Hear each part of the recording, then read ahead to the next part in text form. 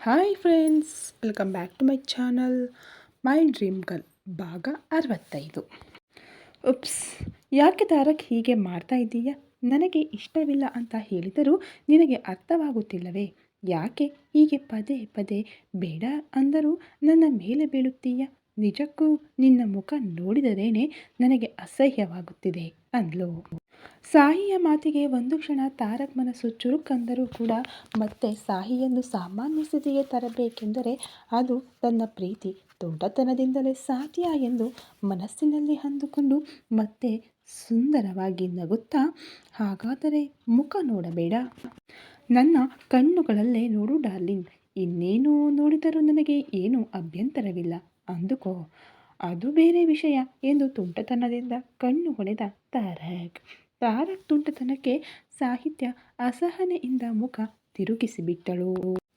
ಹೀಗೆ ತಾರಕ್ ತುಂಟತನದಿಂದ ಸಾಹಿಯ ಚಿತ್ತಭಂಗದೊಂದಿಗೆ ಅವರ ಪ್ರಯಾಣ ಪೂರ್ಣಗೊಂಡು ಭಾರತಕ್ಕೆ ತಲುಪುವಷ್ಟರಲ್ಲಿ ವಿಮಾನದಿಂದ ಇಳಿಯುತ್ತಿದ್ದ ತಾರಕ್ ಫೋನ್ಗೆ ಶ್ರೀರಾಮ್ ಅವರ ಕಡೆಯಿಂದ ಫೋನ್ ಬಂದಿತು.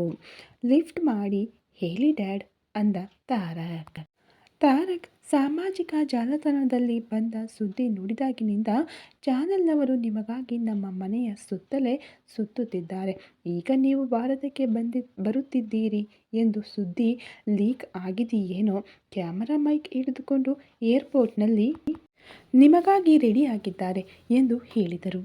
ಶ್ರೀರಾಮ್ ಹೇಳಿದ್ದನ್ನೆಲ್ಲ ಕೇಳಿದ ತಾರಕ್ ಸ್ಟ್ರೆಸ್ ಇಳಿಯುತ್ತಾ ಮುಂದೆ ಹೋಗುತ್ತಿದ್ದ ಸಾಹಿಯ ಕೈಯನ್ನು ಹಿಡಿದು ನಿಲ್ಲಿಸಿ, ಓಕೆ ಡ್ಯಾಡ್, ನಾನು ನೋಡಿಕೊಳ್ಳುತ್ತೇನೆ ಅದೆಲ್ಲ.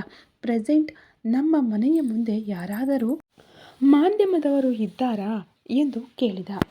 ಈಗ ಎಂದು ರೂಮಿನಲ್ಲಿ ಇದ್ದು ಮಾತನಾಡುತ್ತಿದ್ದ ಶ್ರೀರಾಮ್ ಅವರು ಕಾಲ್ ಮಾತನಾಡುತ್ತಲೇ ಬಾಲ್ಕನಿಗೆ ಬಂದು ಹೊರಗೆ ನೋಡಿದಾಗ ಮೊದಲು ಇದ್ದಷ್ಟು ಜನ ಅಲ್ಲಿ ಇಲ್ಲದಿದ್ದರೂ ಯಾರೋ ಇಬ್ಬರು ಮಾತ್ರ ತಾರಕ್ ಮನೆಗೆ ಸ್ವಲ್ಪ ದೂರದಲ್ಲಿ ಮರದ ಕೆಳಗೆ ಇದ್ದಂತೆ ಕಂಡಾಗ ಎಷ್ಟೋ ವರ್ಷಗಳಿಂದ ಅದೇ ಫೀಲ್ಡ್ನಲ್ಲಿದ್ದ ಅನುಭವದಿಂದ ಅವರು ಮಾಧ್ಯಮದವರೇ ಎಂದು ಗುರುತಿಸಿದ ಶ್ರೀರಾಮ್ ಅವರು, ಹಾಂ ತಾರಕ್, ತುಂಬ ಜನ ಯಾರೂ ಇಲ್ಲ, ಆದರೆ ಸ್ವಲ್ಪ ದೂರದಲ್ಲಿ ಇಬ್ಬರು ನಮ್ಮ ಮನೆಯ ಕಡೆಗೆ ನೋಡುತ್ತಾ ಇದ್ದಾರೆ ಎಂದು ಹೇಳಿದರು.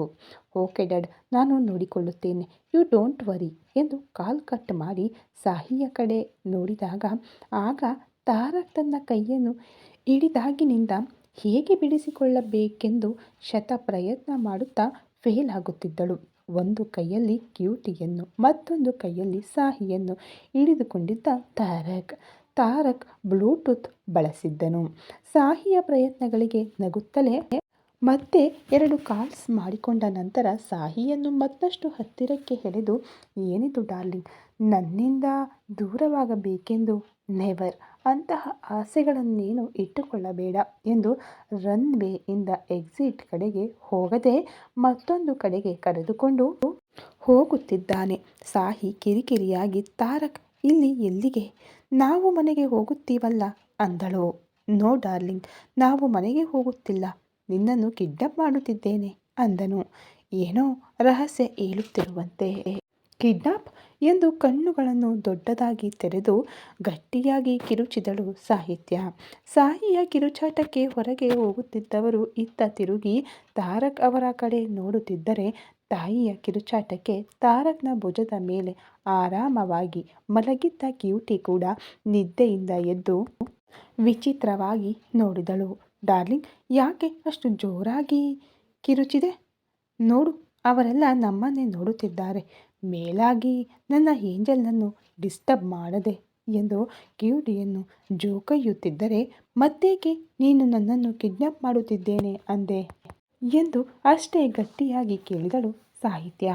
ಇನ್ನೂ ನಿದ್ರೆಯಿಂದ ಹೇಳದ ಕ್ಯೂಟಿ ಸಾಹಿ ಅಂದ ಕಿಡ್ನಾಪ್ ಎಂಬ ಮಾತಿಗೆ ಕಣ್ಣು ತೆರೆದು, ವಾವ್ ಡ್ಯಾಡಿ, ನನ್ನನ್ನು ಕಿಡ್ನಾಪ್ ಮಾಡ್ತಾ ಇದ್ದೀಯಾ ಎಂದು ಆ ನಡುರಾತ್ರಿಯಲ್ಲಿ ಏರ್ಪೋರ್ಟ್ನಲ್ಲಿ ಬೆಳಗುತ್ತಿದ್ದ ವಿದ್ಯುತ್ ದೀಪಗಳಿಗಿಂತ ಹೆಚ್ಚು ಬೆಳಕನ್ನು ಕಣ್ಣಲ್ಲಿ ಮಿನುಗಿಸುತ್ತಾ ಎಕ್ಸೈಟ್ ಆಗಿ ಕೇಳಿದಳು. ಕ್ಯೂಟಿಯ ಎಕ್ಸೈಟ್ಮೆಂಟ್ಗೆ ಸಾಹಿತ್ಯ ಕೋಪದಿಂದ, ಹೇ ಪಿಳ್ಳೆ ರಾಕ್ಷಸಿ, ನಿನ್ನ ಅಪ್ಪ ನಮ್ಮನ್ನು ಕಿಡ್ನಾಪ್ ಮಾಡುತ್ತೇನೆ ಅಂದರೆ ಅದೇನೋ ವೆಕೇಷನ್ಗೆ ಕರೆದುಕೊಂಡು ಹೋಗುತ್ತಾನೆ ಅಂದಂತೆ ಅಷ್ಟು ಎಕ್ಸೈಟ್ ಆಗಿಬಿಡ್ತಾ ಇದೀಯಾ ಅಂದಳು. ಡ್ಯಾಡಿ, ನನ್ನನ್ನು ಕೂಡ ಕಿಡ್ನ್ಯಾಪ್ ಮಾಡು ಪ್ಲೀಸ್, ನನ್ನನ್ನು ಕಿಡ್ನ್ಯಾಪ್ ಮಾಡು ಅಂದಳು ಕ್ಯೂಟಿ ಕ್ಯೂಟಾಗಿ ಮುಖ ಮಾಡಿ. ಕ್ಯೂಟಿಯ ಮುಖ ನೋಡಿ ತಾರಕ್ ನಗುತ್ತಾ, ನೋಡೆ ನನ್ನ ಮಗಳಿಗೆ ನಾನೆಂದರೆ ಎಷ್ಟು ಇಷ್ಟವೋ, ಕಿಡ್ನ್ಯಾಪ್ ಅಂದರೆ ಕೂಡ ಎಷ್ಟು ಎಕ್ಸೈಟ್ ಆಗಿ ಬರುತ್ತೇನೆ ಅಂತಾಳು. ನೋಡು, ಆ ಎಕ್ಸೈಟ್ಮೆಂಟ್ ಹೇಳುತ್ತದೆ ಅವಳಿಗೇನು ನನ್ನ ಮೇಲೆ ಎಷ್ಟು ನಂಬಿಕೆ ಇದೆಯೋ. ನೀನು ಇದ್ದೀಯಾ ನೋಡು, ಎಂದಾದರೂ ಹಾಗೆ ಅಂದಿದ್ದೀಯಾ ಎಂದು ಕ್ಯೂಟಿಯ ಕೆನ್ನೆಗೆ ಮುತ್ತು ಕೊಟ್ಟು ಸಾಹಿಯ ಕೆನ್ನೆಗೆ ಚಿಕ್ಕದಾಗಿ ಕುಟುಕಿದ ತಾರಕ್. ಆಚ್ ಎಂದು ಕೆನ್ನೆಯನ್ನು ಉಜ್ಜಿಕೊಳ್ಳುತ್ತಾ, ನಿನ್ನನ್ನೂ ಎಂದು ತಾರಕ್ನ ಭುಜದ ಮೇಲೆ ಗಟ್ಟಿಯಾಗಿ ಚಿವುಟಿ, ಅದು ಚಿಕ್ಕ ಮಗು, ಅದಕ್ಕೆ ಏನು ಗೊತ್ತು ನಿನ್ನ ಬಗ್ಗೆ, ಅದಕ್ಕೆ ನೀನು ಕಿಡ್ನ್ಯಾಪ್ ಮಾಡುತ್ತೇನೆ ಅಂದರೂ ಕಿಂಡರ್ ಜಾಯ್ ಅಂದುಕೊಳ್ಳುತ್ತದೆ, ಆದರೆ ನೀನು ಎಷ್ಟು ಕಂತ್ರಿ ಗೊತ್ತೇ ನನಗೆ ಅಂದಳು ಸಾಹಿತ್ಯ. ಹೆಂಡತಿಯರ ಕಣ್ಣಿಗೆ ಗಂಡ ಯಾವಾಗಲೂ ಕಂತ್ರಿಯಂತೆಯೇ ಕಾಣಿಸುತ್ತಾನೆ. ಇವನ್ ಹಾಗೆಯೇ ಇರಬೇಕು ಕೂಡ ಡಾರ್ಲಿಂಗ್, ಇಲ್ಲಾಂದರೆ ವರ್ಕೌಟ್ ಆಗಲ್ಲ ಅಂದ ತಾರಕ್ ಸಾಹಿಯ ಕಿವಿಯ ಹತ್ತಿರ ಸಣ್ಣದಾಗಿ. ಚಿಚಿ, ನಿನಗೆ ನಾಚಿಕೆ ಇಲ್ಲ. ನಿನ್ನೊಂದಿಗೆ ಮಾತನಾಡುತ್ತಿದ್ದೇನೆ ನೋಡು, ನನಗೆ ಬುದ್ಧಿ ಇಲ್ಲ, ನನಗೆ ಬುದ್ಧಿ ಇಲ್ಲ ಎಂದು ತಲೆ ಹೊಡೆದುಕೊಂಡಳು ಸಾಹಿತ್ಯ. ಓಕೆ ಡಾರ್ಲಿಂಗ್, ನಿನಗೆ ಬುದ್ಧಿ ಇಲ್ಲ ಒಪ್ಪಿಕೊಳ್ಳುತ್ತಿದ್ದೇನೆ ಅಲ್ವಾ, ಈಗೇಕೆ ತಲೆಯ ಮೇಲೆ ಹೊಡೆದುಕೊಳ್ಳುತ್ತಾ, ಎಲ್ಲೋ ಸ್ವಲ್ಪ ಮಟ್ಟಿಗೆ ಉಳಿದಿರುವ ಗುಜ್ಜನನ್ನು ಕೂಡ ವಿಸರ್ಜಿಸುವುದು ಅಂದ ತಾರಕ್ ಅಂದಿದ್ದು ಮೊದಲು ಅರ್ಥವಾಗದಿದ್ದರೂ ಸ್ವಲ್ಪ ಹೊತ್ತಿಗೆ ಬಲ್ಬ್ ಆನ್ ಆಗಿ, ಯು ಇಡಿಯಟ್, ನನಗೆ ಬುದ್ಧಿ ಇಲ್ಲ ಅಂತೀಯಾ, ಮೇಲಾಗಿ ನನ್ನ ಬುದ್ಧಿಯಲ್ಲಿ ಗುಜ್ಜು ಇಲ್ವಾ ಎಂದು ತಾರಕ್ನನ್ನು ಹೊಡೆಯಲು ಮುಂದೆ ಬರುತ್ತಿದ್ದರೆ ತಾರಕ್ ಸಾಹಿಯನ್ನು ತಪ್ಪಿಸಿಕೊಂಡು ಕ್ಯೂಟಿಯೊಂದಿಗೆ ರನ್ನಿಂಗ್ ಸ್ಟಾರ್ಟ್ ಮಾಡಿದ. ತಾರಕ್ನ ಹಿಂದೆ ಓಡುತ್ತಿದ್ದ ಸಾಹಿಯನ್ನು ಹಾಗೆಯೇ ಇನ್ನೂ ಸ್ವಲ್ಪ ದೂರ ಓಡಿಸಿ ಒಂದು ಕಡೆ ನಿಲ್ಲಲು ಸಾಹಿತ್ಯ ಬಂದು ತಾರಕ್ನನ್ನು ಹಿಡಿದುಕೊಳ್ಳಲು ಆಗಲೇ ಅಲ್ಲಿ ಲ್ಯಾಂಡ್ ಆಯಿತು ತಾರಕ್ ಹೆಲಿಕಾಪ್ಟರ್. ಅದು ನೋಡಿ ತಾರಕ್ ಸಾಹಿತ್ಯ ಕ್ಯೂಟಿಯೊಂದಿಗೆ ಹೆಲಿಕಾಪ್ಟರ್ ಏರಿಬಿಟ್ಟನು.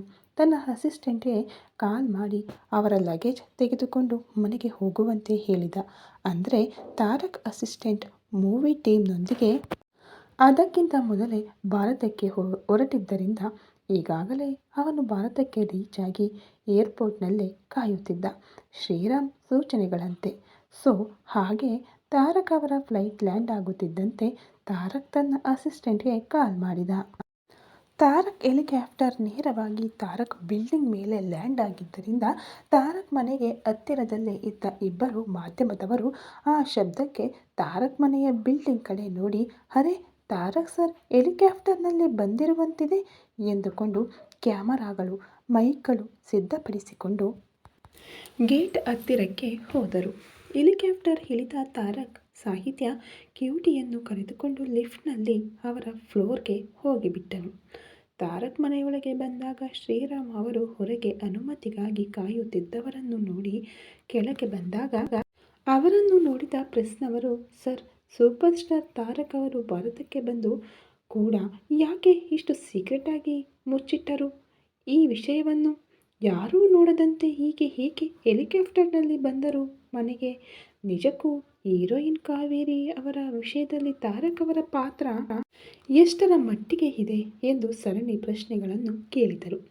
ಶ್ರೀರಾಮ್ ಅವರು ನಿಧಾನವಾಗಿ ಅವರಿಗೆ ಉತ್ತರ ನೀಡುತ್ತಾ, ದಯವಿಟ್ಟು ಇದರ ಬಗ್ಗೆ ನಾಳೆ ಬೆಳಿಗ್ಗೆ ನಿಮ್ಮ ಹೀರೋ ತಾರಕ್ ಅವರೇ ಪ್ರೆಸ್ ಮೀಟ್ ಇಟ್ಟು ನಿಮ್ಮ ಎಲ್ಲ ಪ್ರಶ್ನೆಗಳಿಗೆ ಉತ್ತರಗಳನ್ನು ಹೇಳುತ್ತಾರೆ, ಅಲ್ಲಿಯವರೆಗೆ ಸ್ವಲ್ಪ ಕಾಯಿರಿ ಅಂದರು.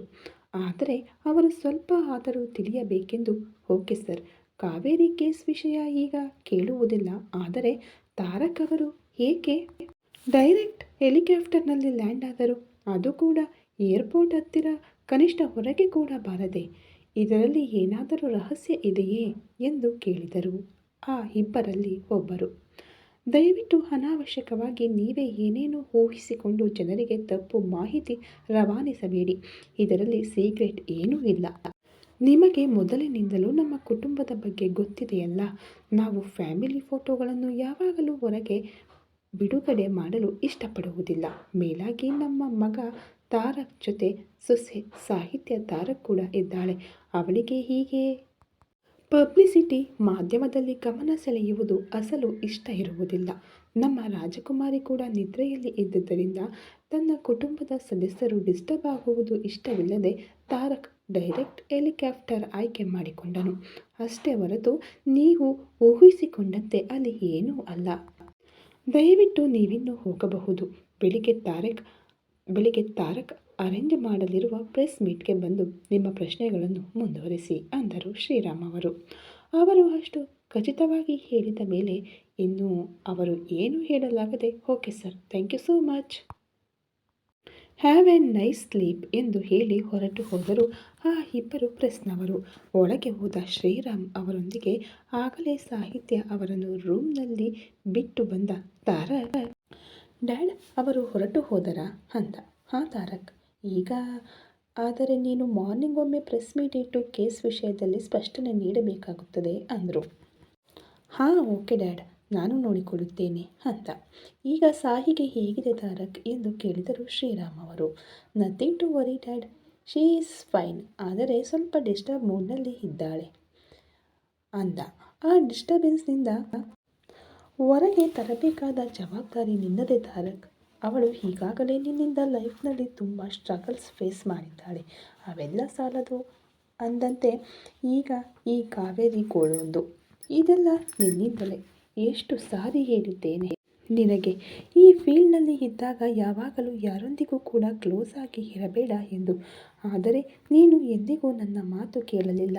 ನೋಡಿದೆಯಾ ನಿನ್ನ ಅತಿಯಾದ ಹಠಮಾರಿ ಸ್ವಭಾವ ಎಲ್ಲಿಯವರೆಗೆ ತಂದು ನಿಲ್ಲಿಸಿದೆ. ಇದಕ್ಕಿಂತ ಮೊದಲು ನಿನ್ನ ಬ್ಯಾಚುಲರ್ ಲೈಫ್ನಲ್ಲಿ ಹೇಗೆ ಬೇಕಾದರೂ ಇರು. ಲೈಫ್ನಲ್ಲಿ ಒಂದು ಸ್ಟೇಜ್ ಬಂದ ಮೇಲೆ ನೀನೇ ಬದಲಾಗುತ್ತೀಯ ಎಂದು ಹೆಚ್ಚು ಗಮನ ಕೊಡಲಿಲ್ಲ. ನೀನು ಸಾಹಿಯ ವಿಷಯದಲ್ಲಿ ತಪ್ಪು ಮಾಡಿದಾಗ ಕೂಡ ನೀನಾಗಿಯೇ ಆ ತಪ್ಪನ್ನು ಸರಿಪಡಿಸಿಕೊಂಡು ಆ ಹುಡುಗಿಯನ್ನು ಮದುವೆ ಮಾಡಿಕೊಳ್ಳುತ್ತಿದ್ದೀಯ ಎಂದು ಏನೂ ಹೇಳಲಿಲ್ಲ. ಆದರೆ ಮತ್ತೆ ಮತ್ತೆ ನನ್ನ ಮನೆಯ ಸೊಸೆ ನಿನ್ನಿಂದ ತೊಂದರೆ ಪಡುತ್ತಿದ್ದರೆ ಮಾತ್ರ ಮಗನೆಂದು ಕೂಡ ನೋಡಲಾರೆ ತಾರಕ್. ಹುಡುಗಿ ಬೇಸರ ಪಡದಂತೆ ನೋಡಿಕೊ, ಅದು ನಿನಗೆ ಒಳ್ಳೆಯದು ಎಂದು ಸೀರಿಯಸ್ ಆಗಿ ಹೇಳಿದರು ಶ್ರೀರಾಮ್ ಅವರು. ತಂದೆ ಹೇಳುತ್ತಿದ್ದರೆ ಬುದ್ಧಿವಂತನಂತೆ ತಲೆ ತಗ್ಗಿಸಿ okay dad, you don't worry, I will take care my wife, it's my responsibility ಅಂದ ತಾರಕ್. ಆಗಲೇ ಅಲ್ಲಿಗೆ ಬಂದರು ಕೌಸಲ್ಯ ಸುಮಿತ್ರಾ ಅವರು. ತಾರಕ್, ನೀನು ಯಾವಾಗ ಬಂದೆ, ಹೇಗೆ ಬಂದೆ ಎಂದು ಕೇಳಿದರು ಕೌಸಲ್ಯ. ಈಗಷ್ಟೇ ಮಾಮ್, ಹೆಲಿಕಾಪ್ಟರ್ ಲ್ಯಾಂಡ್ ಆಗಿ ಬಂದೆ ಅಂದ. ಹೌದಾ, ಅಷ್ಟಕ್ಕೂ ಸಾಹಿತ್ಯ ಕ್ಯೂಟಿಯಲ್ಲಿ ಸಾಹಿಗೆ ಈಗ ಹೇಗಿದೆ ಎಂದು ಸರಣಿ ಪ್ರಶ್ನೆಗಳನ್ನು ಕೇಳಿದರು ಕೌಸಲ್ಯ ಅವರು. ಮಾಮ್, ಅವರು ರೂಮ್ನಲ್ಲಿ ಇದ್ದಾರೆ, ಸಾಹಿತ್ಯ ಚೆನ್ನಾಗಿದ್ದಾಳೆ ಎಂದು ಹೇಳಿದ. ನಾನು ಒಮ್ಮೆ ಸಾಹಿ ಹತ್ತಿರ ಹೋಗಿ ಬರುತ್ತೇನೆ ಅಳಿಯಂದ್ರೆ ಎಂದು ಸುಮಿತ್ರಾ ಅವರು ಕದಲುತ್ತಿದ್ದಾಗ, ಆಂಟಿ ಅವಳು ರೆಸ್ಟ್ ತೆಗೆದುಕೊಳ್ಳುತ್ತಿದ್ದಾಳೆ, ಮಾರ್ನಿಂಗ್ ಮಾತನಾಡಬಹುದು ಬಿಡಿ ಅಂದ ತಾರಕ್. ಆ ಮಾತಿಗೆ ಶ್ರೀರಾಮ್ ಅವರು ಕೋಪದಿಂದ ತಾರಕ್ನ ಕಡೆ ನೋಡುತ್ತಿದ್ದರೆ ತಾರಕ್ ತನ್ನ ಡ್ಯಾಡಿಯನ್ನು ನೋಡಿ, ನಿಜ ಡ್ಯಾಡ್, ಜರ್ನಿಯಿಂದ ಸುಸ್ತಾಗಿದ್ದಾಳೆ, ಅದಕ್ಕೆ ರೆಸ್ಟ್ ತೆಗೆದುಕೊಳ್ಳುತ್ತಿದ್ದಾಳೆ ಅಂದನು. ನೀವು ಡಿನ್ನರ್ ಮಾಡಿದಿರಾ, ಮತ್ತೆ ಕ್ಯೂಟಿ ಕೂಡ ನಿದ್ರೆ ಮಾಡಿದಾಳಾ ಎಂದು ಕೇಳಿದರು ಕೌಸಲ್ಯ ಅವರು.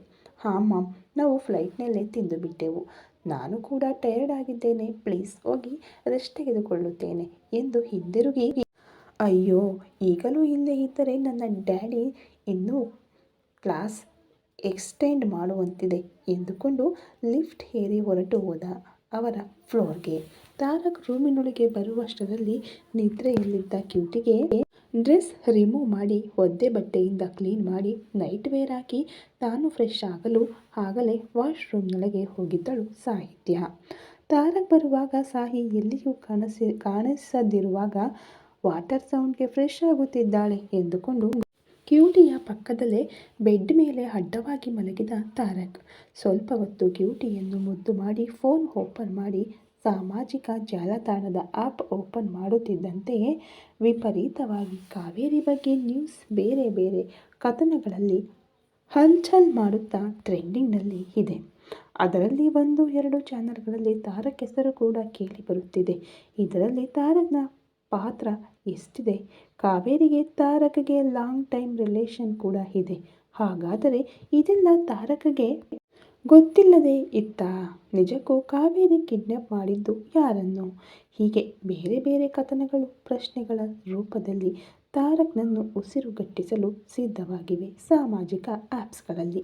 ಇವೆಲ್ಲ ನೋಡುತ್ತಾ ನಾಳಿನ ಪ್ರೆಸ್ ಮೀಟ್ಗೆ ಸಂಬಂಧಿಸಿ ಹೇಗೆ ಪ್ರತಿಕ್ರಿಯೆ ನೀಡಬೇಕು ಎಂದು ತಯಾರಿ ನಡೆಸುತ್ತಿದ್ದ ತಾರಕ್ಗೆ ಆಗಲೇ ಫ್ರೆಶ್ ಆಗಿ ಸ್ನಾನ ಮಾಡಿ ನೈಟ್ ಟ್ರ್ಯಾಕ್ ಟೀ ಶರ್ಟ್ನಲ್ಲಿ ಹೊರಗೆ ಬಂದ ಸಾಹಿಯನ್ನು ನೋಡಿದ ಕೂಡಲೇ ಅವನ ಯೋಚನೆಗಳೆಲ್ಲ ಪಕ್ಕಕ್ಕೆ ಇಟ್ಟು ಪ್ರಶಾಂತವಾಗಿ ಬದಲಾಗಿ ಹೋಯಿತು ಅವನ ಮನಸ್ಸು.